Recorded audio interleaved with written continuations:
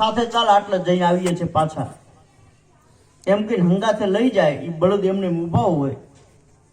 હવે હવારમાં જોડ્યા હોય બળદ, એ પછી હાંકતો હોય લઈ જાય 1 વાગે 2 વાગે 3 વાગે. જ્યાં સુધી વ્યક્તિ ના આવે ત્યાં સુધી બળદ ત્યાં ત્યાં ઊભા હોય. એને કોઈ ખાવા પૂછવા વાળું નથી, એને કોઈ પાણીને પૂછવા વાળું નથી. એ આવીને છોડે પાણી પાયદાર પીએ છે. તમને કલ્પના થાય કે આ મનુષ્ય જીવન સિવાય બીજાના બધાના જીવન જો બધા કોઈક ને કોઈક મજબૂરીમાં જીવે છે. અને 98.99% કોઈ આજુબાજુ તમને બુદ્ધિ સિવાય બુદ્ધિશાળી ન મળે, મનુષ્ય સિવાય.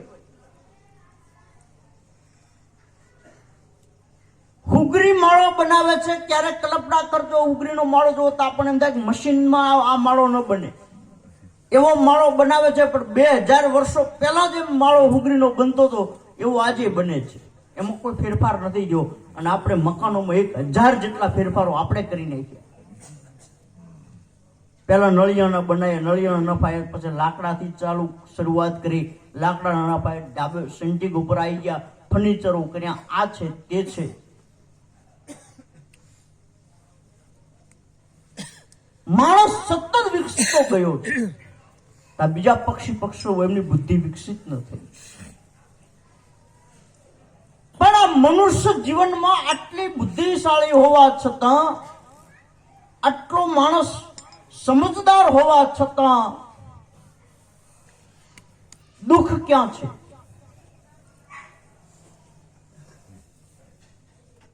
ઘણા બધા કહે છે કે ભાઈ મોહ માયા છે, મોહ માયા છે, મોહ માયા ત્યાગી દો, મોહ માયા ત્યાગી દો. આપણે શાસ્ત્ર વાંચીએ તો એમાં એમ કે મોહ માયા ત્યાગી દો. તમે કલ્પના કરો, મોહ માયા ત્યાગો તો તમને ખબર ન પડે કે આ કશું બચે નહીં. પરમાત્મા જીવન આપે છે. પરમાત્મા જીવન ચલાવવાની જવાબદારી પરમાત્માની નથી હોતી. હું ઘણી વખત કહું, ફરીથી એક વખત આવીને કહું કે એન્જિનિયર હોય બંગલોનો નકશો બનાવી શકે, એ બંગલાનું બાંધકામ કનેરીને કરાવે. પ્લીઝ.